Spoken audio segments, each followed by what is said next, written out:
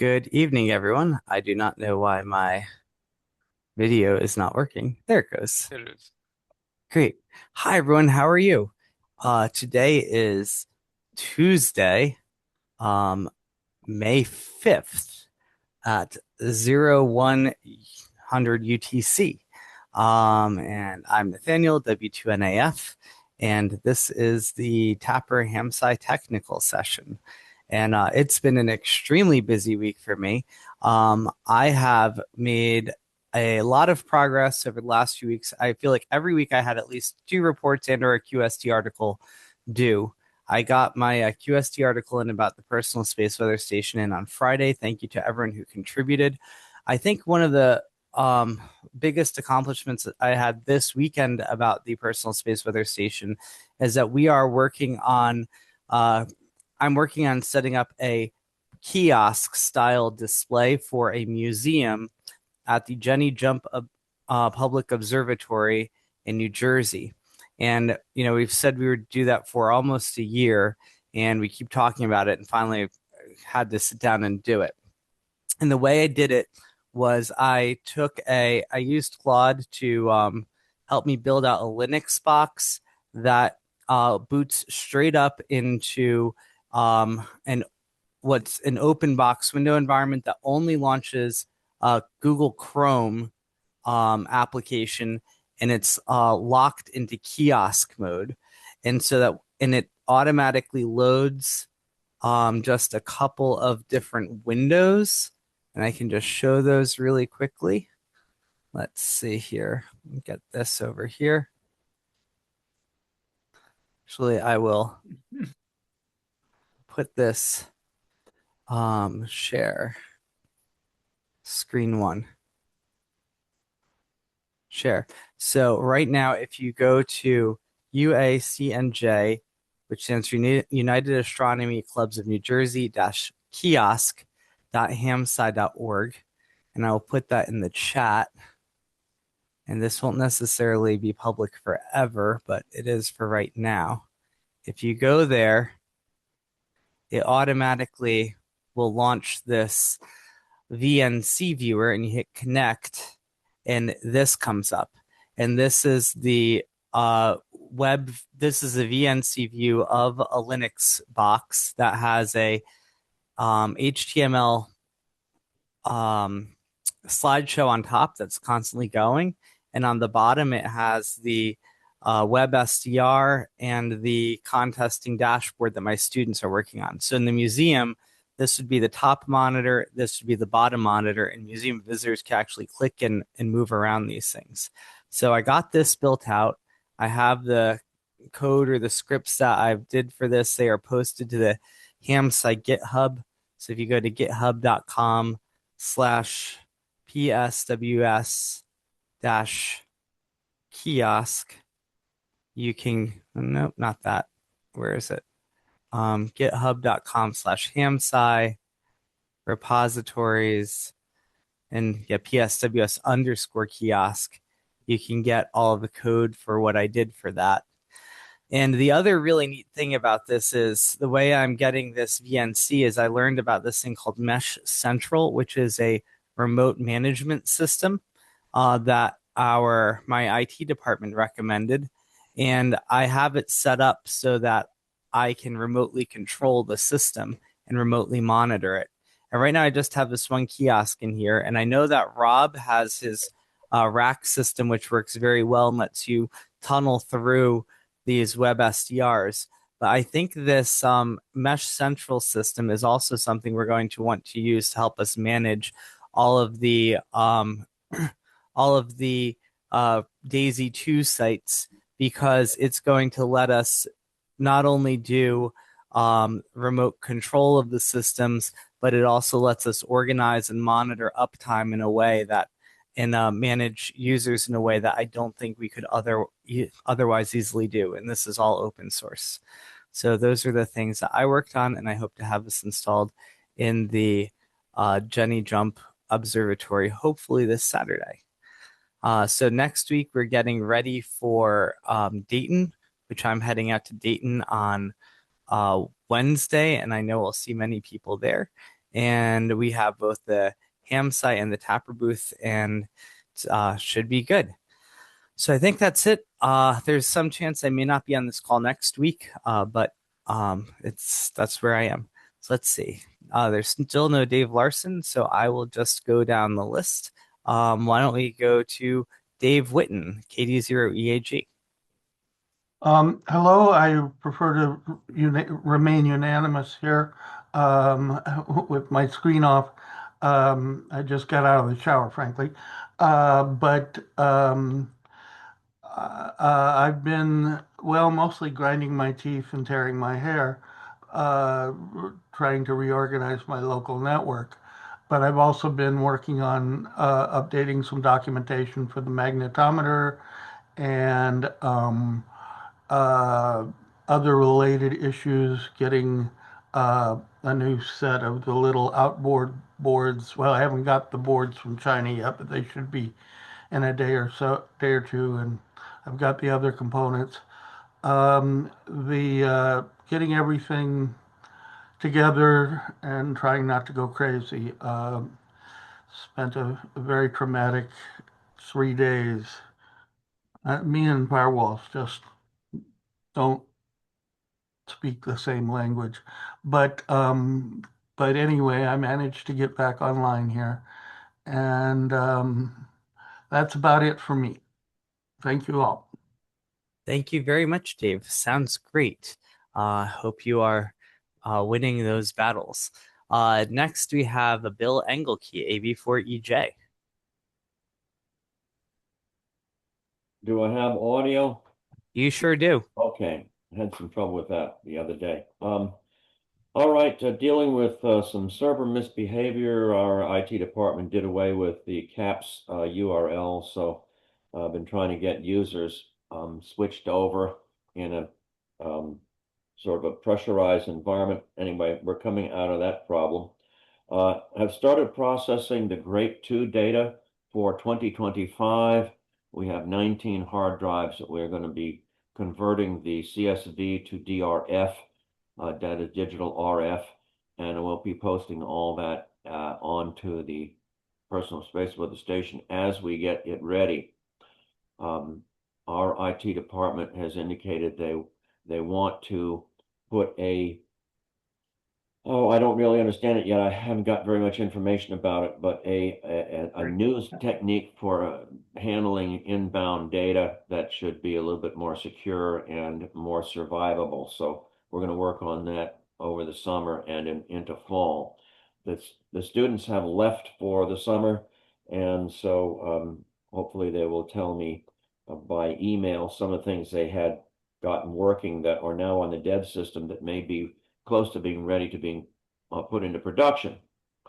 Um, yeah, when Nathaniel, when you were talking about the Mesh Central, the same thing occurred to me that this would be the ideal way to control the constellation of RX888s and other devices that we put out there. So looking forward to learning more about that. Also preparing for getting Dayton. We'll be leaving here on Wednesday as well. So back to Ned. Thank you very much, Bill. Yes, I've been seeing all of your traffic regarding the servers, and I do appreciate your attention to that. And I know that my systems are still not online, but I promise I will get to them as soon as I am able. There's so many fires to put out. Um, yeah, the Mesh Central I think is really good. I just introduced it to Emma this morning, and to Gary McKeaton. And I think Emma might have introduced it to Christina. And so over the next week or so, we'll introduce it to you as well. And I think as we're deploying these systems, we will, we'll get you access to that. All right. So next we have on my list, Clint, KA7OEI. Go ahead. All right, don't have too much to add. I spent the past week camping in the middle of the desert, so other than having worked POTUS stuff and done some hiking and things like that, don't have much else to add at this point.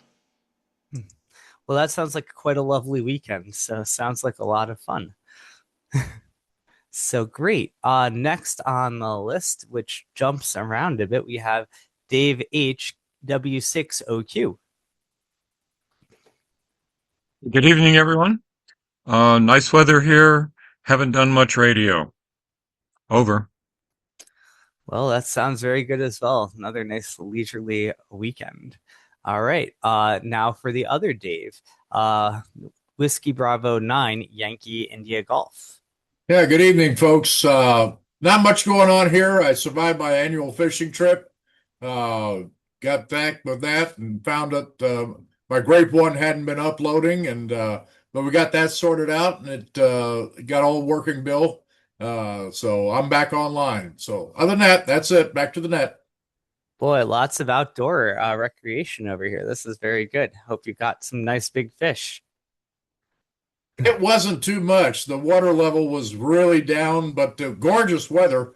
But that's all right. This was my 35th year with the same bunch. So I'll be back next year for another round. That's fantastic, Dave. Good to hear it. All right. Glad you got your grape going too. Next up, Tom McDermott, November 5 Echo Golf. Oh, good evening, Nathaniel and everyone. It's been a very intense week working on the circuit board for the 4-channel receiver. I've tried a couple different auto routers with no success at all with either one. They both fail in the same way. And they basically try to route power between all the vias that are already connected to the power plane. And that's not a very good thing. Since they both work the same way, I think it may be something endemic in the KiCad file layout or something. They're both getting confused. And so after I've finally given up on auto routers and back to hand routing, the problem is in about 0.38 square inches of board space, I have to route 200 wires. And so it's pretty dense. About 80 of them are power and ground, but the other 120 have to come out on the signal layers. And so a little bit of research shows that other folks have the same problem, and there's some strategies about getting wires out of ball grid arrays. So back to hand routing and back to the group. All right, Tom, sounds good. Sounds very tedious. But yeah, I've had some similar experiences. I've been using a lot of, not with routing, but with AI tools. I've been doing a lot with AI tools, and sometimes they work really well, and sometimes you have to go in there and do it by hand. So got to watch it carefully. All right. Next we have Bob Reif, Whiskey One X-Ray Papa. I got audio. Y'all all good? Okay. Well, the big accomplishment here this week was I got signals through the prototype of the through-hole board. And That's awesome. I'm on 10 megacycles. So it actually is a receiver, which was a good accomplishment since that was the goal. Yeah, that sounds And amazing. I got to get busy here and start thinking about somebody's got to give a speech on Friday morning. I wonder who that could be. Yeah. So anyway, that's what's been going on here. Go ahead. All right, yeah, thank you, Bob. And I have a whole stack of Altoids canisters for you over here when you're ready. So just say the word and I can get them to you. All right, that's great. And let's see, next on the list, we've been through all three Daves so far. So it brings us up to Jay Schwartz, Whiskey Bravo 8, Sierra Bravo, India. Good evening, everybody. Just going through some of my stuff to get ready for the pilgrimage and finding out what doesn't work. Like one of my Motorola HT batteries has gone to the great battery heaven in the sky.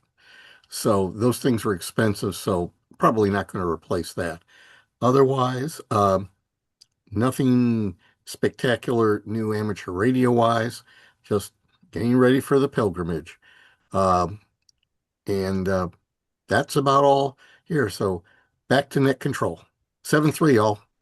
Thanks, Jay. That sounds good. I hope you have safe travels next week and look forward to seeing you at Dayton. And I'm doing this, I'm trying to upload a large backlog of videos of these to YouTube. I see that YouTube now has an option of creating quizzes based on these videos. So if that would be an interesting feature to add. All right. Next we have Jonathan, KC3EEY.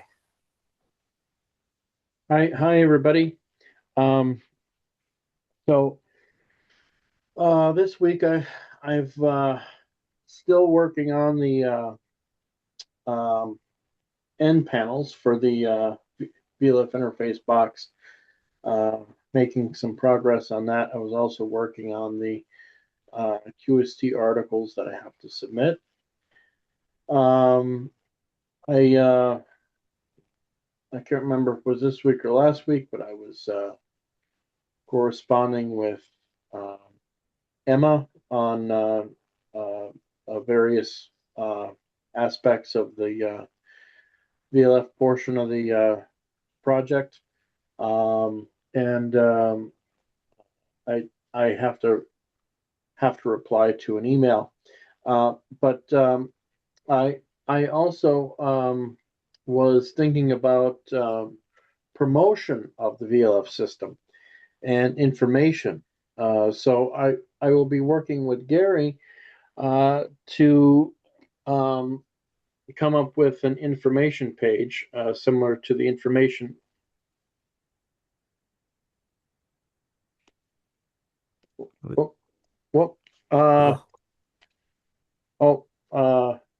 Sorry about that. The screen just disappeared. So I was working on an information page, or planning an information page for the VLF system, like Gary has for the ARCS 888 system. And I'm going to have and I think it's best to do a frequently asked questions section, because I did a short talk on last week's Thursday afternoon meeting regarding the VLF system, and I'm finding out that there's a lot of hams that are new to VLF that don't know much about it, and I believe the frequently asked questions section will help. One good example is that a lot of hams don't realize that if the amateur bands were as noisy as the VLF band is, they would be completely unusable. Like not even close. Completely unusable. That's how noisy the VLF band is, with terrestrial noise and interference. And a lot of hams did not know that.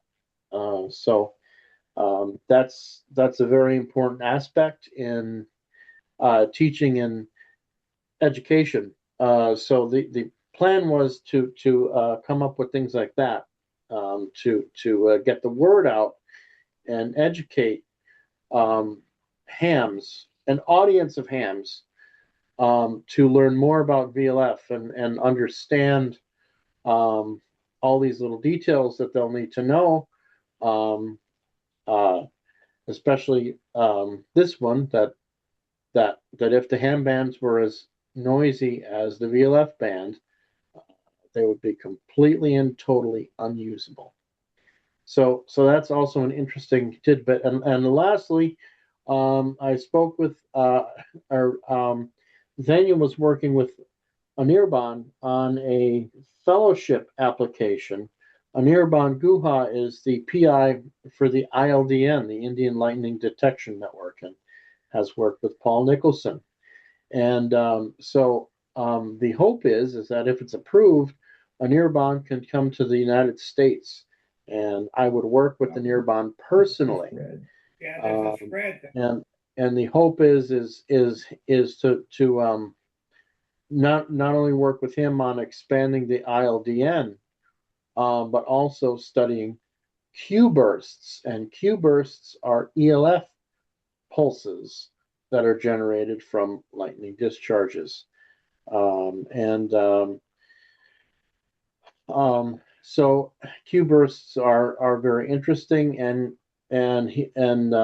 Nirban worked with Paul on various analysis on Q bursts, and specifically the velocity factor of the Earth ionosphere waveguide, which is a factor of the speed of light, and how homogeneous the Earth ionosphere waveguide is in terms of velocity factor. So not everywhere in the Earth ionosphere waveguide, which is the Earth's surface and the D layer, that it's one specific factor of the speed of light. It actually varies quite a bit from over temporal and spatial scales. So that's very interesting. And by studying Q bursts and spherics, one can actually determine that and come up with that. So it really, really interesting stuff. And hopefully we would get to work with the Nirban more and expand the VLF network and gather all of this data. That's all I have. Back to the net. Thanks, Jonathan. That's all really good. I'm very excited about that too. So yes, we'll try and get a schedule with a Nirban for you and Nirban and me to get on Zoom after Hamvention, and hopefully we can help him get over here to the US and be with us for a little bit. All right. Next over to Michael Howen, AC0G. Good evening, everybody. I've been pretty busy the past couple of weeks. I had to, for family purposes, reasons, run up to North Dakota and managed to catch a catfish while I was up there. I added a picture of it in the chat in case you want to look. That was the only fish I'd caught. The rest of the time I was wishing rather than fishing. I upgraded the system up, the receive system I have up there, upgraded the operating system, and made sure that the SynthPi device was also working up there.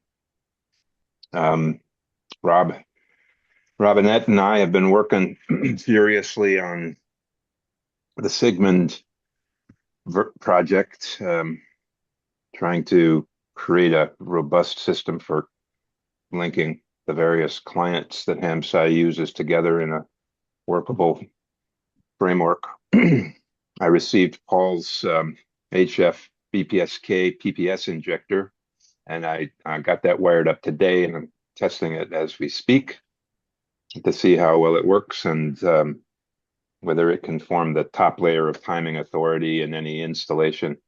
I do have a question about that. Maybe I can ask you later, Paul. Thanks for that, by the way. Kind of helps round out the system here. I just need some more antennas. I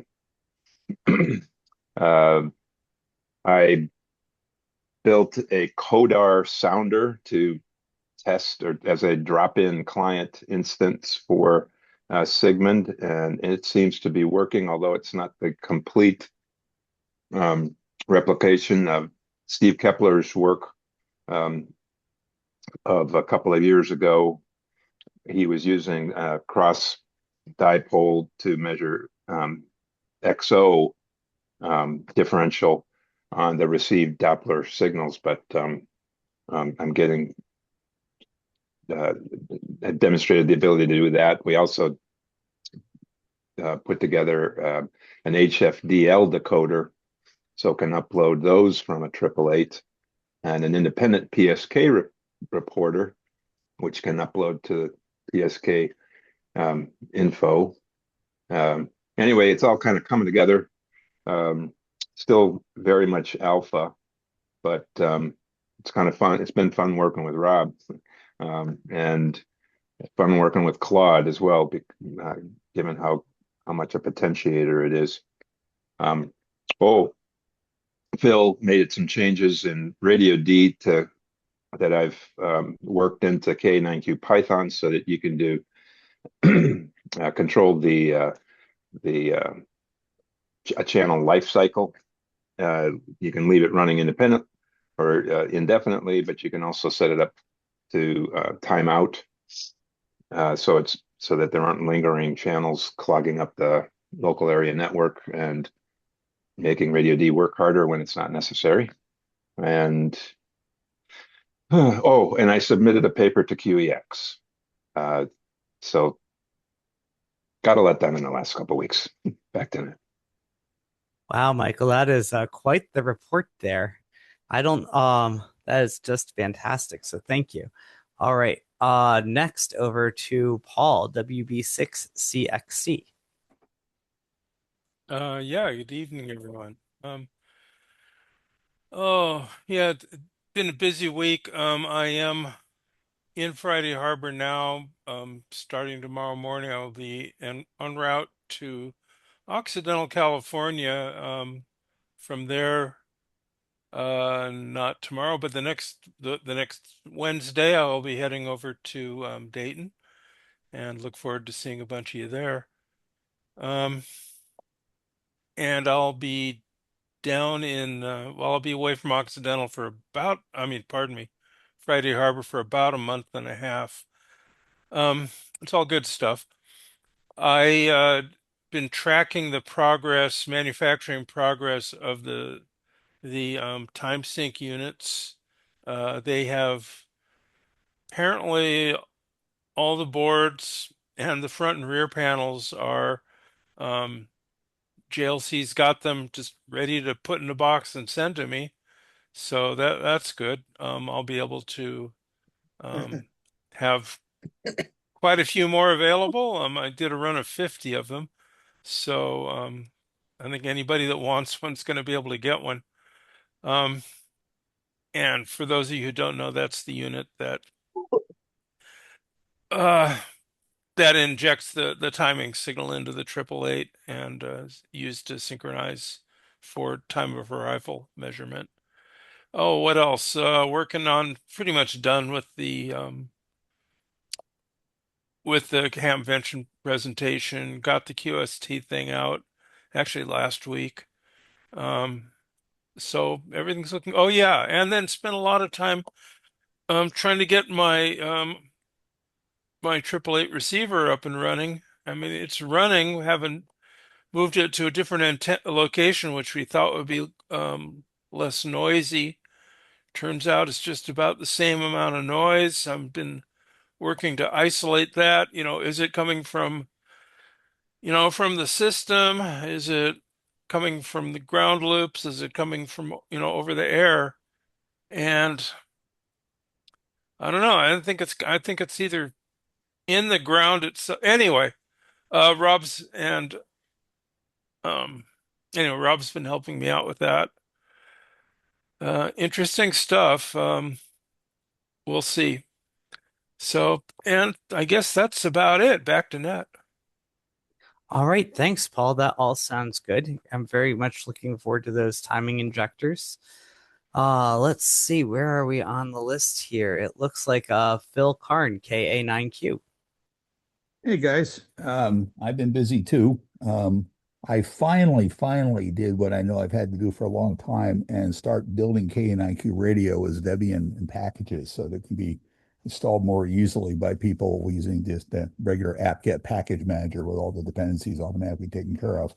And that's actually working pretty well. Right now, I'm just making sure that it'll still build the old way. If you want to do a local build and a local install, that will still work. But I want to try to get people to start transitioning over to the package managed system. There's lots of little nits I've discovered. There's like always one more thing you got to fix, about a file that didn't get copied or its mode didn't get set right or something like that. But I think when this is done, it's going to make it much easier to install this and manage it on a large number of systems. So that's about it here. That sounds great. Thank you very much, Phil. And let's see. Let's go over to Scott Newell, N5TNL.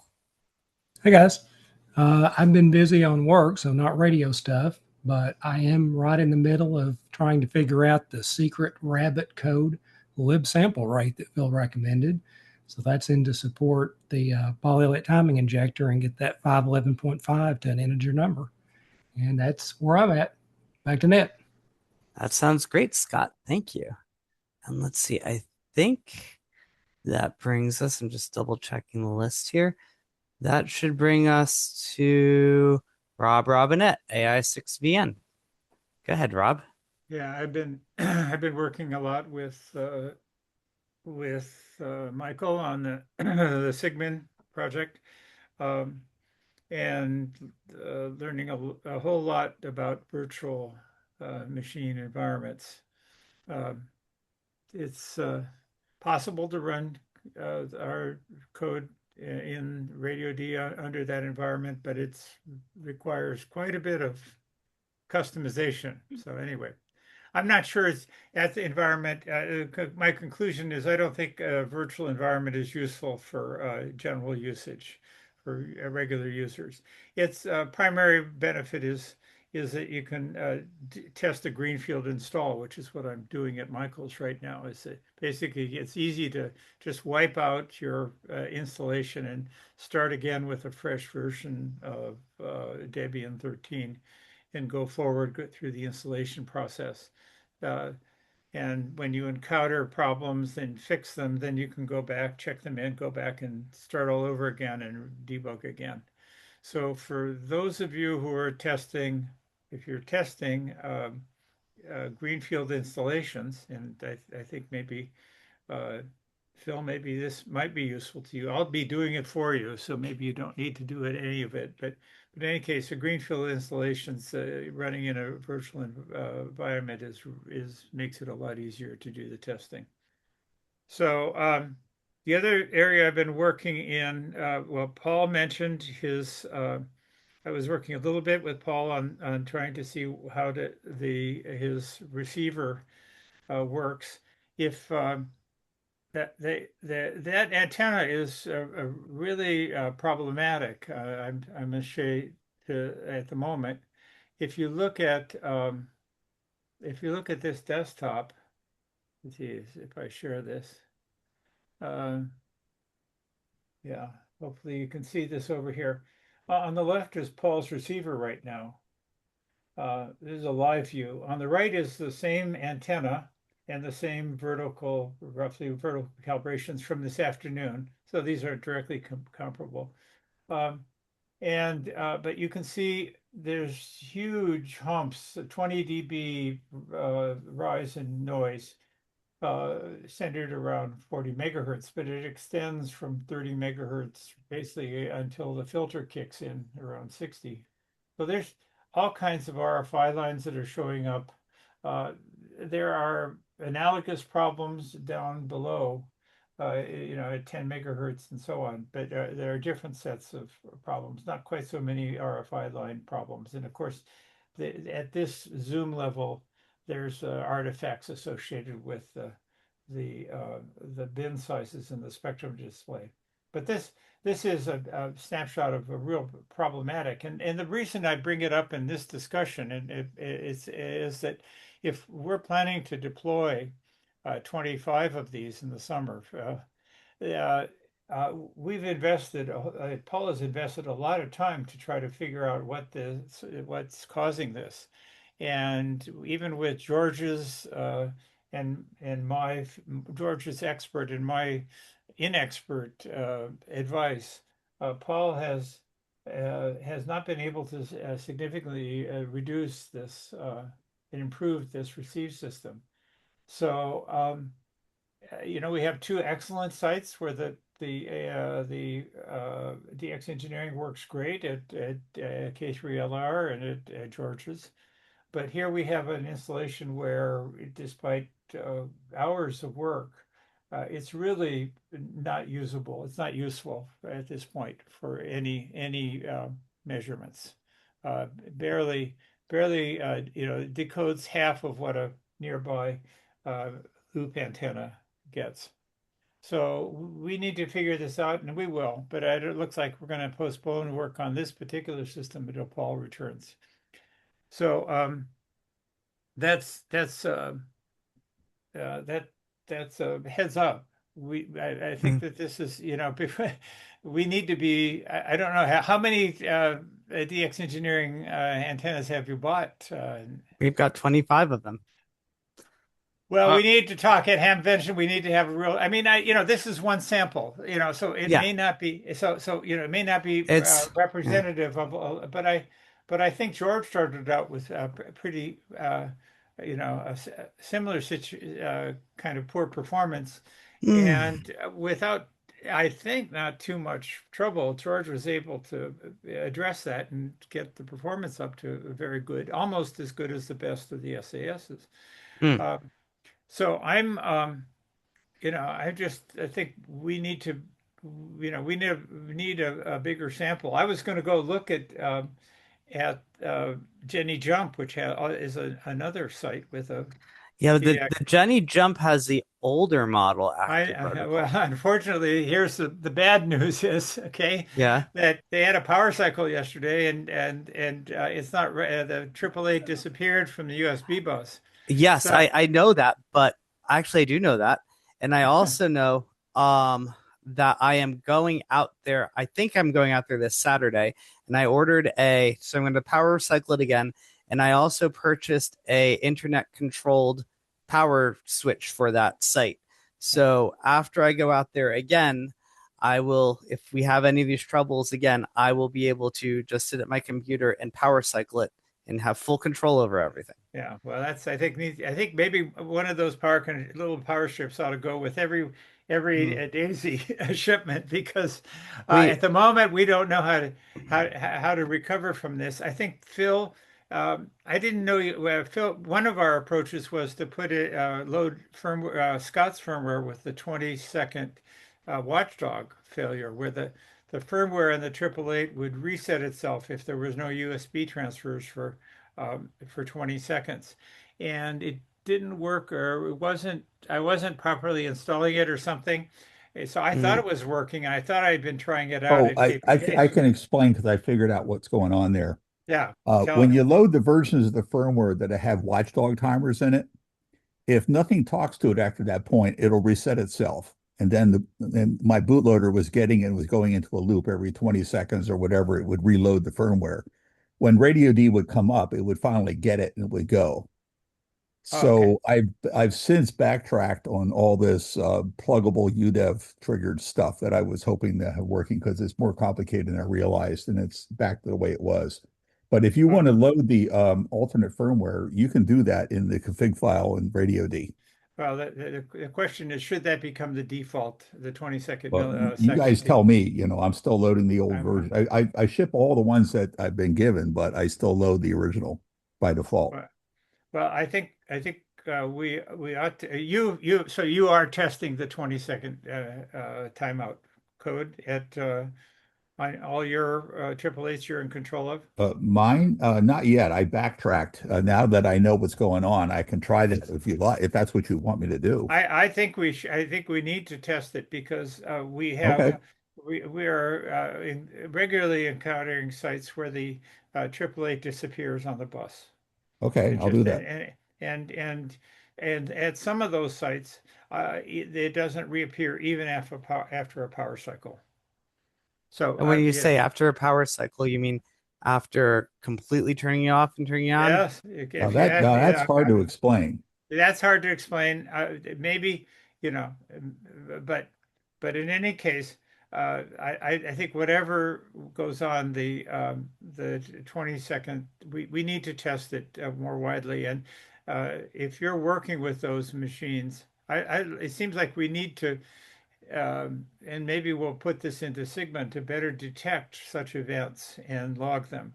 Because Yeah. right now, the way we detect this failure is I've seen it. I saw it myself here on my bench. I had the AAA from K that I was shipped from K3LR was sitting here for a month, running just fine. I said, "What's the problem?" And then I came back the next day, and bam, it was gone from the USB bus. And the only way I could get it back was replug the 888. No, so So I not just not just power cycle, but actually physically unplug and replug. I let's say I didn't try that experiment, but I have at other sites. I think out at KPH, for example, we lost the 888 on KPH2, and Yeah. I can remotely power cycle it. Hmm. And even so, I couldn't get it back. And then a week later, it appeared on its own. Huh. Now, and there may have been other power cycles, and they have feeble AC power out there, Hmm. but it is on a UPS, and B-Link, I don't think. Well, I can't. It's hard. These are so intermittent. These are events that occur so infrequently that it's hard to track, associate the failures with specific external events. Yeah. So whatever, I think the 20-second watchdog should be, I believe it should be the default. Yeah. Yeah. And So, yeah. but we need to test it.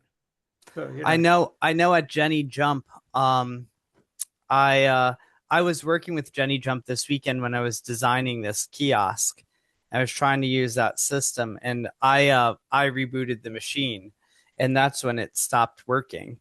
yeah, Um so yeah, and then that's when I went and I ordered the remote power the river switch. fire. Yeah, I mean, But I think yeah, this is a big problem, and I think it's going to be an even bigger problem when we start sending things to Antarctica. Um, well, we've been fortunate. I don't think we've had such an event either at Elsmer or at Neumeier. Neither but one has. We've never so fallen into so this. far, Yeah, well, but I mean, but they've been running for a couple of years, so I know, but I'm supposed to send things to at least three other well, Antarctic stations, well, maybe well, more. well, So this argues not only for Wi-Fi control, remote control of the power, yes, but it also argues for redundancy that you should have a I agree with second. that. Yes, and Right. so I think a couple things. A couple things. Yes, I completely agree with that. I think That's what I I did at KPH when that one of the two yes. I have two identical systems. One AAA disappeared. I just Mhm. reconfigured the other one and put and used the transmitted, listened over the LAN Mhm. and got it back up that way until Yeah. it fixed itself. Yeah, so that's so I think at Jenny Jump we're gonna put a second system out there.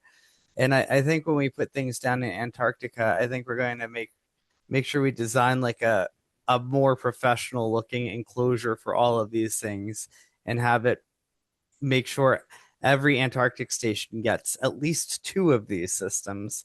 And Yeah, then maybe by then we'll also have Paul's yeah. TAPR-X88 that we will hopefully have better control and understanding of. But Yeah, that we one can hope. I one sure hope, but one can we'll hope. see. I understand that these are all pending things, but those are but Okay. yeah, I completely agree about the redundancy. Certainly for Antarctica, I definitely agree about the remote controlled power distribution systems, and maybe for Daisy 2.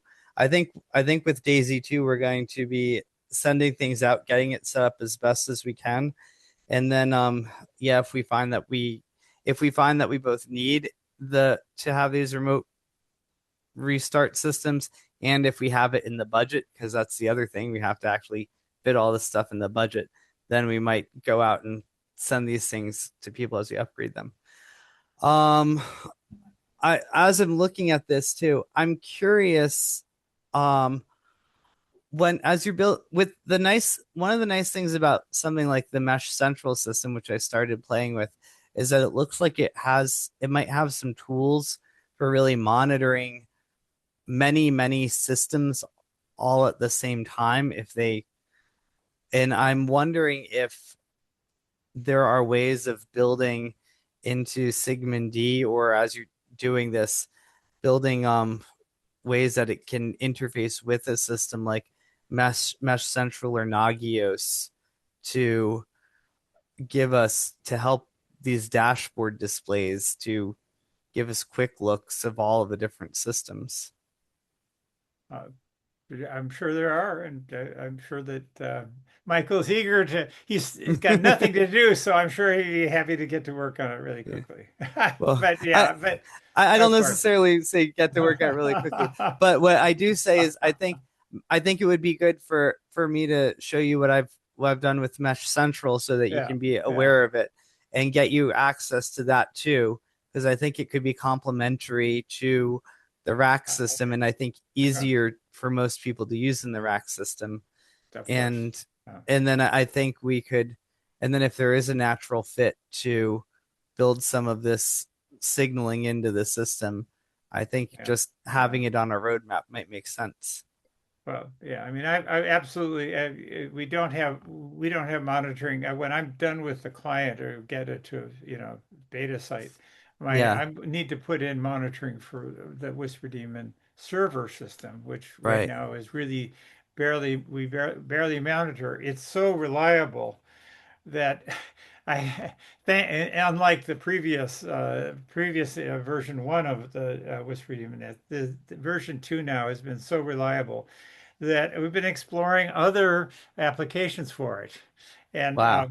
and to that end, my second part of my discussion is I had a long conversation with Philip Gladstone over the weekend. Okay. And he is very much concerned that his system is kind of continually running out of resources, CPU and disk Right. space and resources. And seems to have really no support system. So he behind him, like unlike the HamSCI group and my Whisper team and colleagues, the so I've been exploring with him that maybe we could work with him to collaborate on expanding his hosting his database, That both would be amazing. hardware and one of the things I learned from him in our conversations on Saturday was that the data that we have been scraping for him is a distillation of what's being uploaded. Wow. So if you're looking at PSK reports, Hmm. you're seeing at most a quarter of the actual reports that are being delivered to him. Wow. And they're also can be very much delayed. So, Wow. one of the action items I've agreed to, I volunteered and thought of doing is to add to the Sigma environment where we do have the PSK uploader running, just to Okay. add and do what we do for WhisperNet, deliver the spots to a PSK reporter, but at the same time upload them to a database on our Whisper Daemon servers. Yeah. And that database will have every server, and the data will be there within seconds. I mean, we can upload to our server from any client can upload every 30 seconds or whatever we want to do, and so the delay times can be much lower um, between a receive event and its availability in the database. So so Phillips we can is also looking to see how he might get some continuing. He needs like me. He's he looks for the we're late in our career, so we're looking for people to make sure that what we construct here, hardware and software environments, are can be supported over a long time term. Yeah. And I think with our help from Brett, especially, and our Whisper Demon team, we might propose putting things in to a co-location facility that Brett maintains well, doesn't maintain, utilizes for his commercial work that's in Salt Lake City, Right. and which is very inexpensive and Hmm. very accessible to him physically, as well as they do a bunch of other good features. So I'm going to be arranged. Well, I'm in now communicating with Philip how if this is of interest to him, and perhaps we'll go forward. In which case, it would be good to think about long-term funding for this stuff. How do we, who can support, who is willing to step up? I mean, these are not major expenses. They're hundreds of No. dollars per month, but they are ongoing expenses.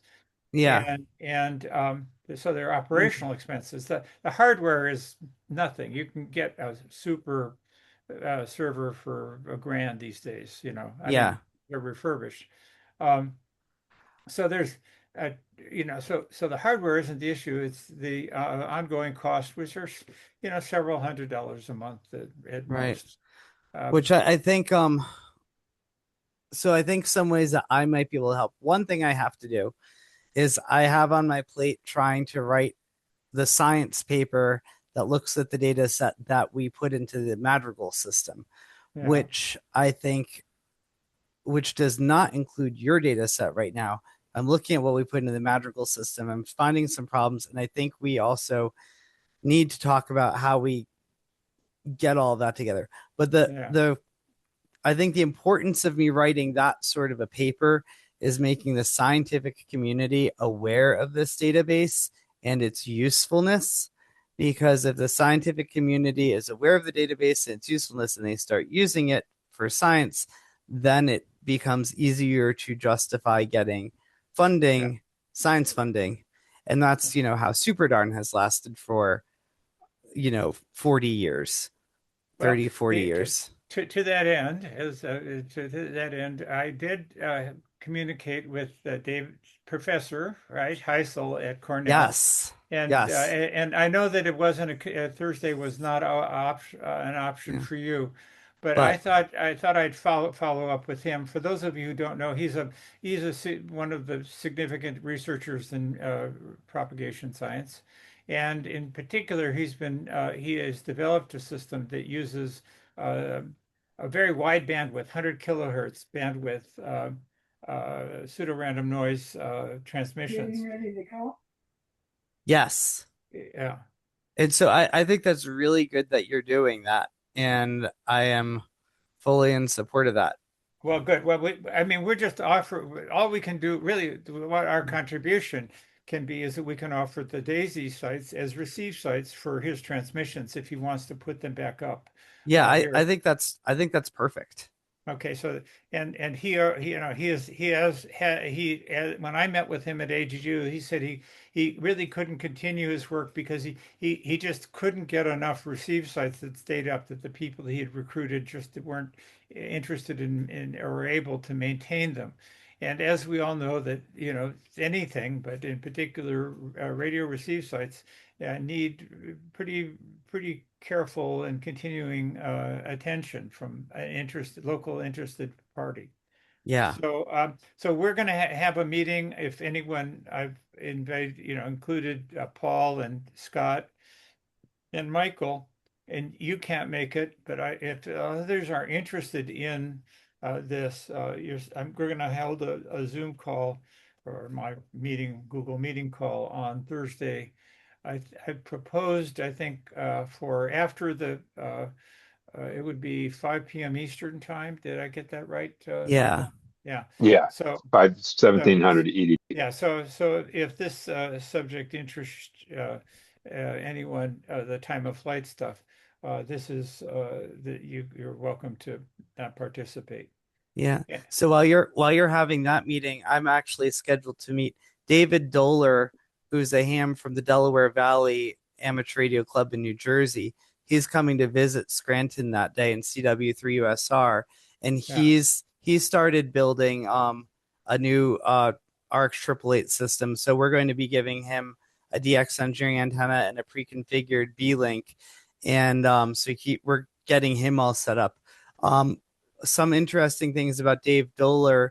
One is he took it upon himself to go build a very nice looking enclosure for his systems. It looks very professional. So we're going to take a look at what he did. And the other thing that's interesting about Dave Doler is that he's his club, the Delaware Valley Club. That's also the club that Joe Taylor is a member of. So Dave Doler had invited me to go give a talk at their club, and Joe Taylor was actually there when I gave the talk. So I think getting him, Dave Doler, in that club involved in this is also a Very good useful idea. thing to do. So that's Yeah, what I'll be yeah. doing on Thursday evening. Okay, well, good. That sounds like a worthy thing to overcome. We really should. We've had another in the recent weeks. We had an over 24-hour outage on the WhisperNet Hmm. .org site, and which resulted in more than a day's loss of data from everybody.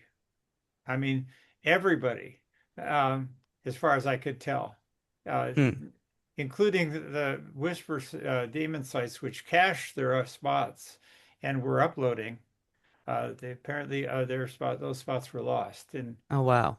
so which has um, led me to one, a couple of things is put it on my down my to-do list. But one is that we should enhance the Whisper daemon client so that it actually validates that the whispernet.org responds with the spot that we've uploaded. Right now, you post a spot to WhisperNet, it acknowledges that it's recorded it, but you don't really know that it's recorded. Clearly, it's not certain. So you better, Mm. if you go ahead as we do right now and flush the spot from our local cache, thinking, oh, WhisperNet acknowledged and it's in its database, that is premature. And so uh, the I think that I would want to I would consider introducing a daemon that goes, follows along the spots you uploaded, and keeps them in the cache until 5 minutes or 10 minutes have passed, in which where it valid in during which time it validates that the whisper daemon scrape has it, and it's finally recorded into the database. So that's, for science purposes, I think WhisperNet is is real vulnerability as a source of data. It's long term. Yeah. So I have one more subject. I know I've been, it's right, always right for you, Dave, to put me at the end, because I know I frequently have these many items to discuss. The final one is that I had also had a long conversation with David Gonsalves. I think that's the right pronunciation, W1EUJ, who is a developer who has installed and maintained whispered daemon systems on Mount Palomar in Southern California. And David, I think, I understand, had dinner with Phil, and so Phil may be able to fill in. But I talked at length with David. David has developed a newly ground up new development for a K9Q based web SDR. In addition to the as an alternative to the K9Q web that we have. So Mm. David Gonzalez's interest is science, but also they would like to serve many hams the way Clint you do at OEI and KFS and so on. So I think David really understands, and because he suffers from the same need for very efficient bandwidth usage. So he's targeted, I think, on the order of the 50 kilobits per active user session, if not better. A use of Opus for audio, using contemporary web development tools and so on. So we're going to have a meeting with David, online meeting, to introduce him to the Sigmund environment. So he can integrate his application as one of the optional components of the Sigmund suite of client of Sigmund. So I think that should be Michael's did a whole codar development and integration in a day or so. Of course, she's a developer of it, so out of the Sigmund environment, so I guess it'd be easier for him. But hopefully, David's we will soon have his work as an alternative interface to the 888 and through the K9Q. So that's my. If anybody's interested in that, and I'm kind of directing this at you, Clint, is perhaps if you're available, you might want to join our conversation tomorrow evening It's five. I set it up for 5:30 uh, uh, Pacific time. So I think it's for us. It might be an alternative to the web SDR. It may be as or more efficient than web SDR. I don't know that it'll have the same set of features, uh, but David seems that the environment in his development skills suggests that, and his interest in this is he's self-motivated, so he wants it for himself, and that's to put it up on Palomar. So there's several reasons why I think that could be a new interface and very useful one with a developer who will have a very intimate, and ongoing and rapid communication channel. So if we could, okay, back to net. That's all I. Actually, net control is back. So, Dave, KV0S. You can give us your report. Most of it. Oh, for me? Sure. Let's see. I've been getting ready for Dayton. Things to do with TAPR, mostly, and packing up and planning for my trip. Also dealing with family stuff and making sure that all gets taken care of. And it turned out I had an old professional obligation that popped up this week. So I have to be out of town overnight for that. So it's kind of hectic here for me, but I have been making some progress, and I'm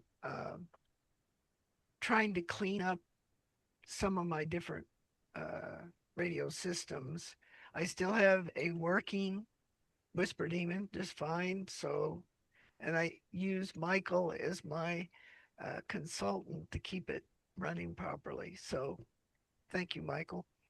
And that's about it. I'm sorry for being late. We were watching, my wife and I were watching baseball, and I lost track of time. Is quite all right. I think we had a. Yeah. I just sorry, this is Paul here. Yeah. I just wanted to point out, Dave, unless something has changed, the Tapper presentations at Dayton are taking place exactly the same time as the HamSCI presentations. So that was a mistake.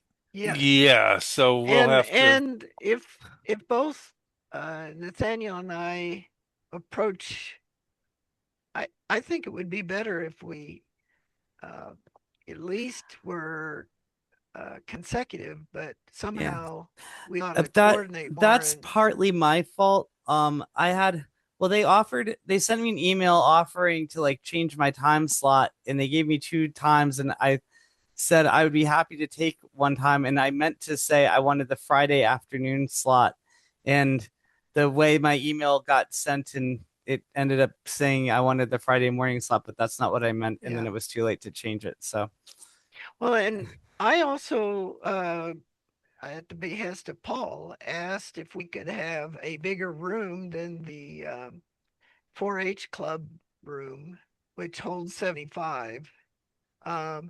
And he said, well, you were 75 last year, so we're putting you there again. It's because we filled it up.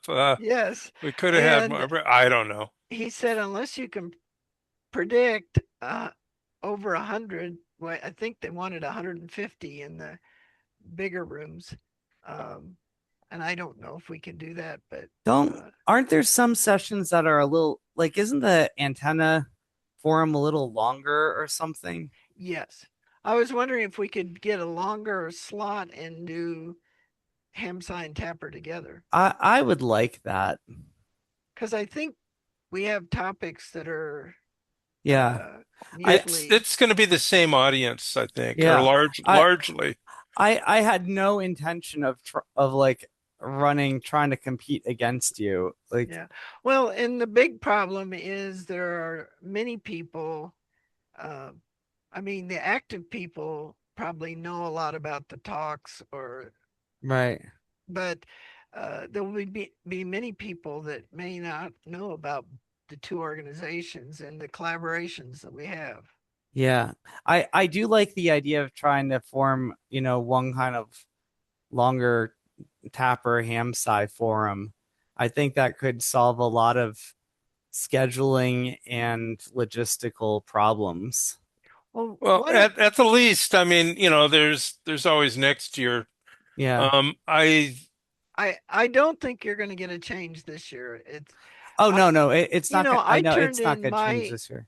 our agenda January 6th, Yeah. and they lost it and didn't find it till Mm. the end of February. Yeah. And then they said, "Oh, well, we've already scheduled a bunch of stuff." And I go, "Well, what do you mean?" I turned it in on the 6th, and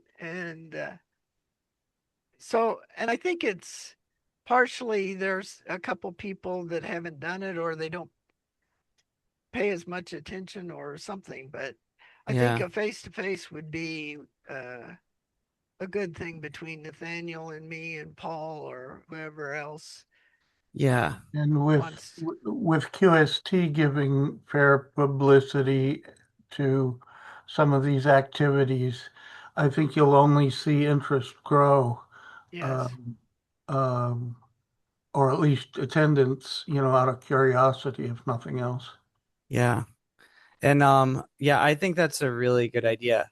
And it's been like whenever they always the they always need the agendas for those sessions right at the same time that I'm trying to finalize all the HamSCI workshop logistics. Yes. So it's just like there's 3 million emails. So also for your people,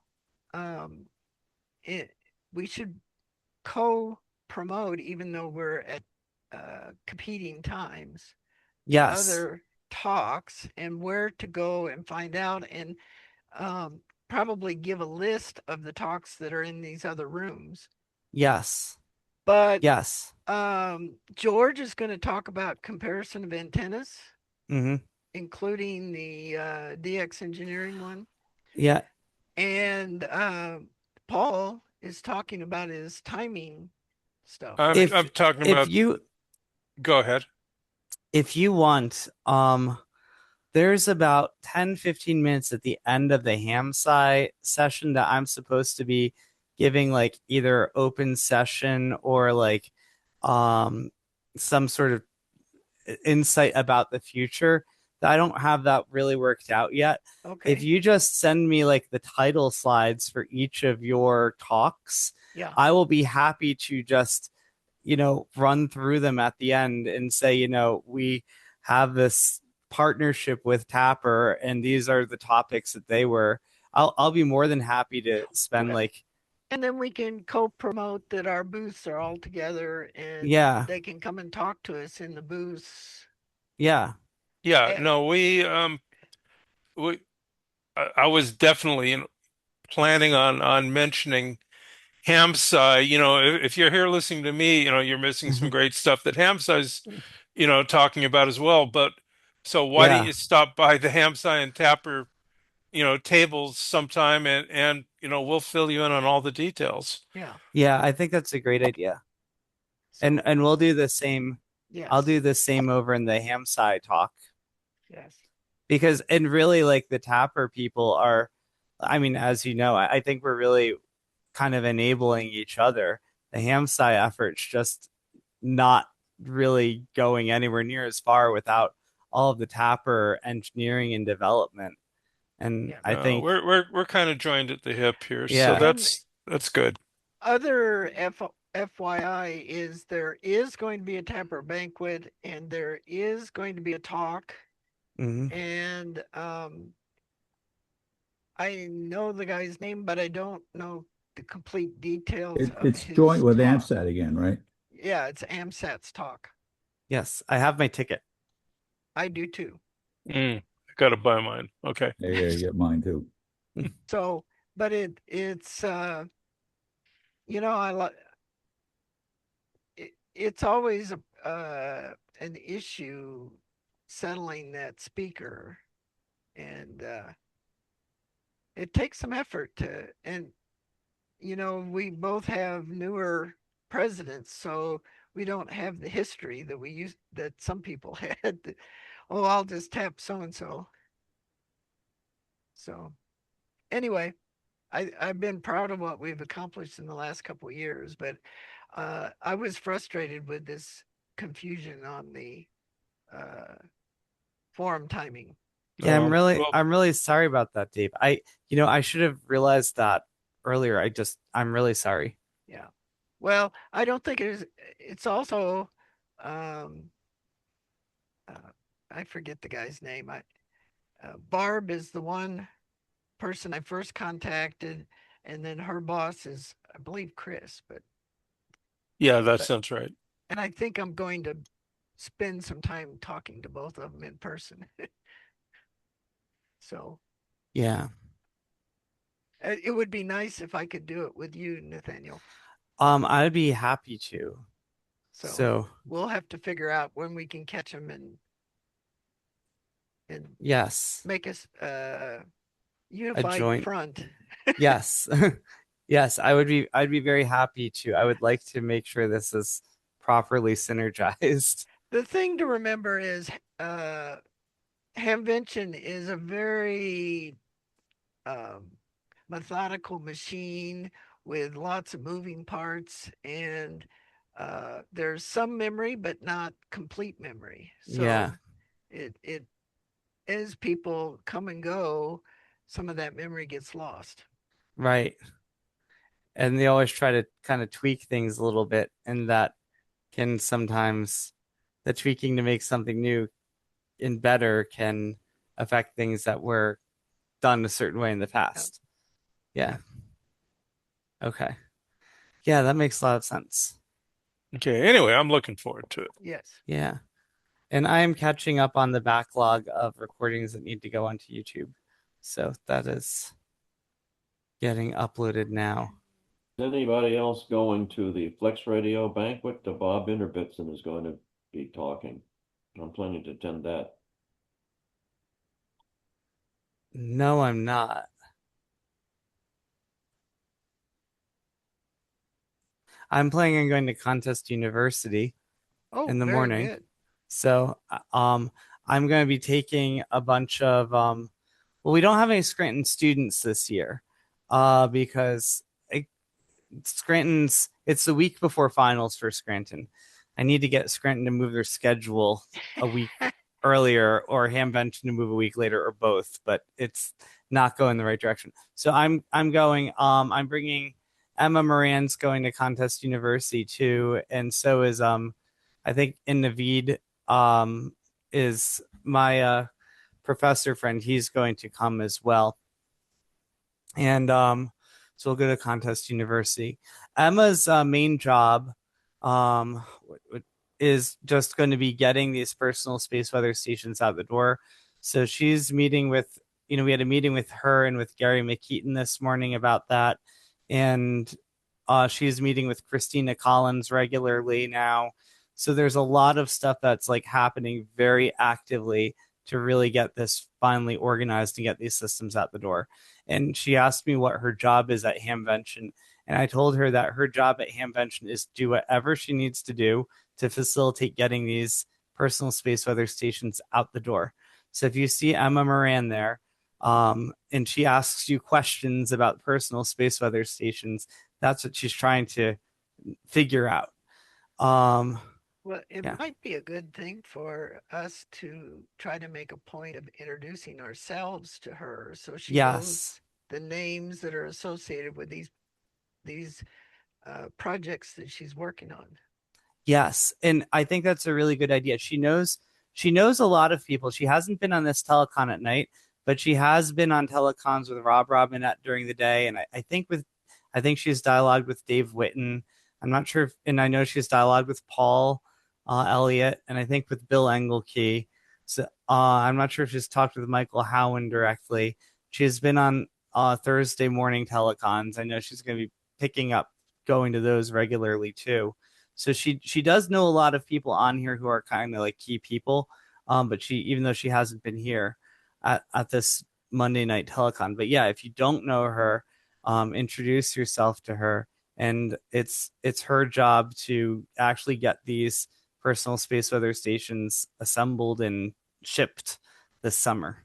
So I do have one other note for this group. During the last week or week and a half, our Open HPSDR website went down, not because it actually went down. The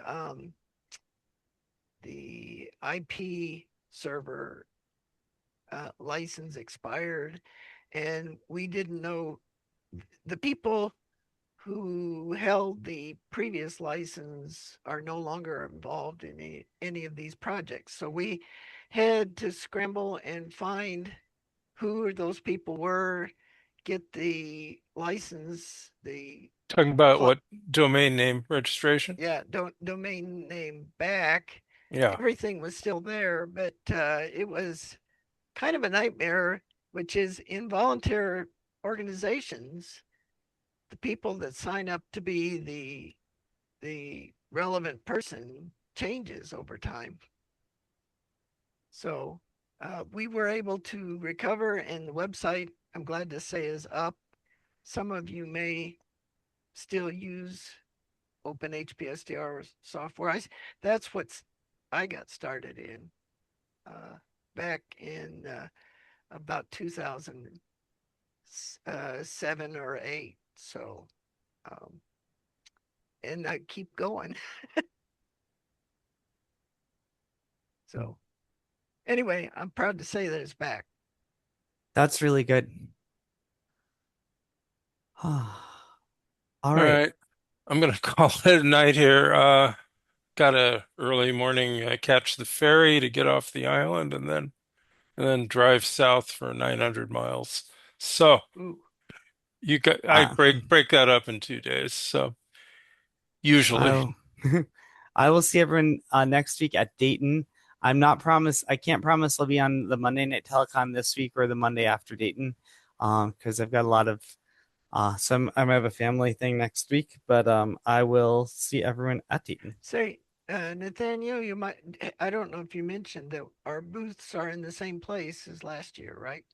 Yes, I didn't mention it. I guess I just assumed, but yes, our booths are in the same place as next year or as last year. So if you know where we were, we're still in the same place. This is yes, the happy place, or what it's called. Yeah. I hope so. Okay, good night all. Thanks, everyone. Good night. Good night, everybody. Yes. Bye. 7:30. 7:30.